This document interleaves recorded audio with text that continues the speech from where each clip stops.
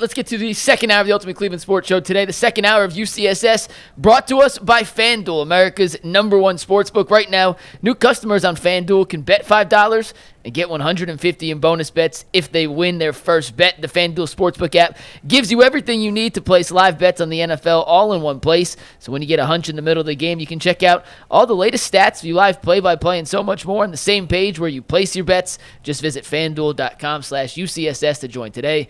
Never waste a hunch. Make every moment more with FanDuel, an official sportsbook partner of the NFL. Jason, you brought up play calling a little while ago. We're just going to do a few minutes on this, then we'll move on to some of the trade deadline rumors and speculation. But, Bull, I'll start with you. Yeah.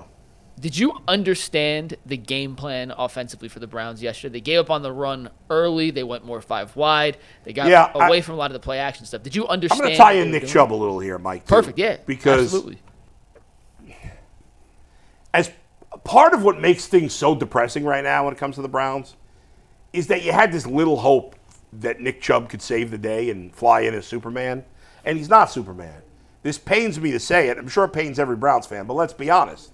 Right now, he looks like just a guy. Yeah. And we've never, ever seen Nick Chubb look like just a guy. And I'm sure people will want to make excuses, offensive line, this and that. Be real about it right now. And nobody's blaming him. It's not due to lack of effort. But, gee, you've talked about this. You have injuries. No matter how big, tough, strong, and hardworking you are, Nick Chubb in the end is a human being, just like the rest of us. And right now, hopefully not the rest of his career, but right now, he looks like such a pedestrian player that he can't save this team. He's not capable of it at the moment. And that makes things even feel darker and sadder. And I don't know what the plan is offensively. I usually hate talking about play calling because I don't know how often Jameis Winston is getting a play or Watson or whoever's playing quarterback and is changing the call. So you never know what's being called. It did seem like they stopped trying to run too early. We've seen a lot of times over the years, teams, you break one and that kind of breaks the seal and you get going. I get it. They were not running with any effectiveness whatsoever, but I did think they still gave up on it too early. So, yes, the game plan for the Browns continues to be confusing. You would have thought after, as you guys said, with the big personnel and the 3 tight ends, when they've gone heavy on that, the 2 games they've gone heavy on that, they've won. And especially when you're playing a team in the Chargers that obviously has had success against the pass, it would make sense to play that way. They didn't. I don't get it. I don't know what is happening with Stefanski and Dorsey. I don't know if there's an issue there. But between the game plan and Nick Chubb just being a guy right now, it's not fun. Where I was sitting in the press box yesterday, I was just sitting next to a guy. I don't know what they do, but they have headphones on. They can hear what's going on in the field. Yeah. And one of the things that they do is they're constantly watching the play clock. Mm-hmm. So I don't watch the play clock that often, but I've got guys next to me going 5, 4, 3.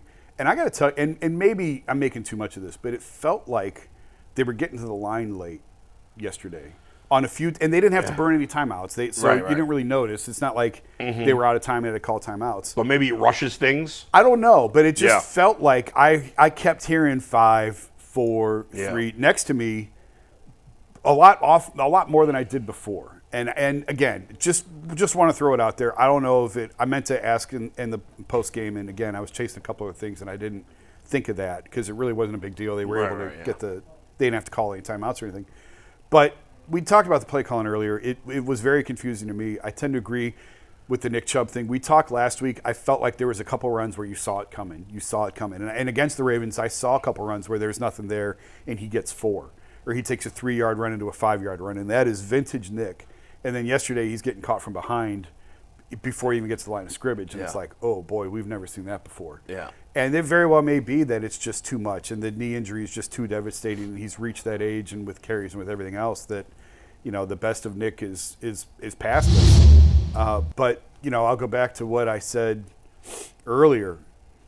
It was a total disaster firing Alex Van Pelt. It was the wrong choice. It was the wrong decision. You had a team that went to the playoffs with 5 different quarterbacks, 4 different quarterbacks if you want to throw out Driscoll, whatever.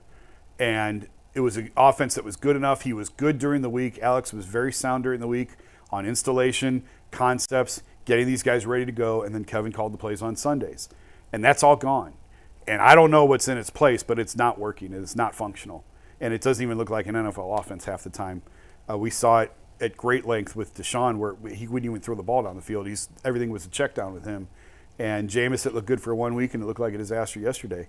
But, and as we get farther away from that moment when Alex was fired, I think we'll get more information on how this whole thing came together and what exactly happened. But I think it was a tipping point for this organization. It may sound silly firing the offensive coordinator, but some of the trickle down effect of what that led to in terms of other departures and changes, it was an absolute disaster for what has led to this season.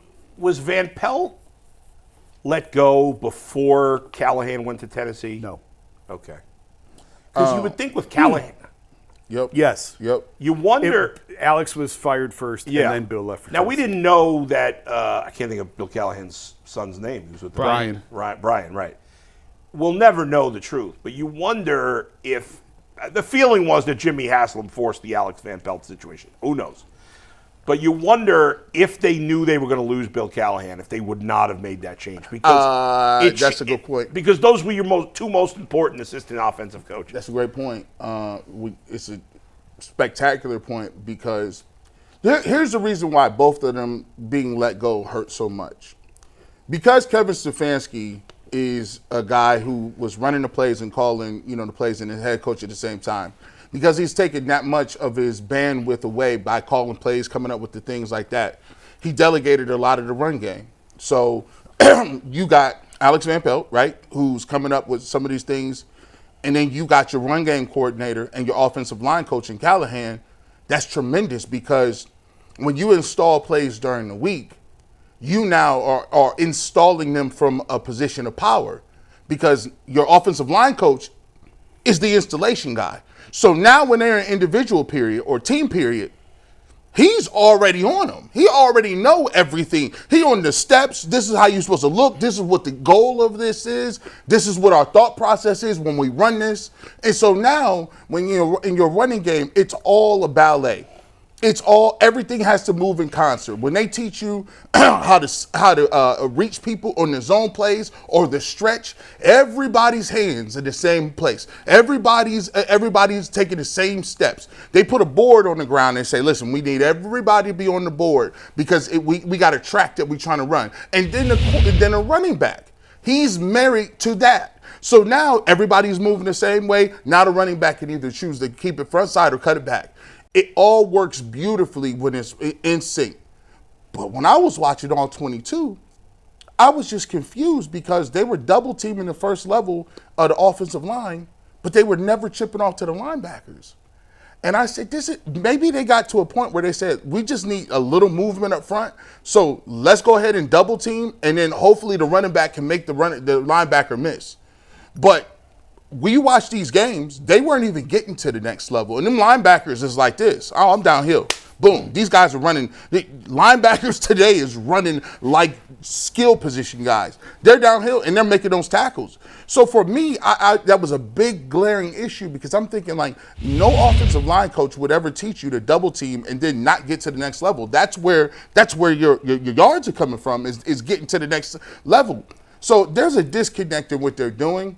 And when you change all of the rules and regulations of how you run the football, it's hard to then just on the fly say, okay, block this guy, you block this guy, because it's one-offs. There's no rules. There's no set things. And when you see Jed Wills stand up and turn around like this, that means guys don't really know their assignments. And kind of following up on that, what makes the Browns running game really good in the past, obviously Nick.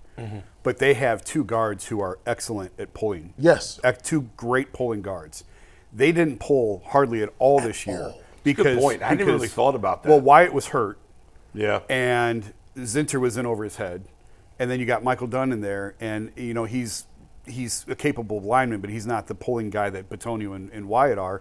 And plus they had so many problems on the offensive line you don't want to get exotic. You can't even block the man in front of you. You're not going to start. But against the Ravens, they were both pulling. You had Wyatt going. Joel was pulling more than I'd seen him in a while. Ever. In a long time. And it worked. I mean, Nick's numbers were what they were against the Ravens. Yeah. But the concept worked. The schemes worked. Right. And honestly, I didn't look to see yesterday. I didn't think of it until you just mentioned that. I don't know if they were pulling yesterday or not.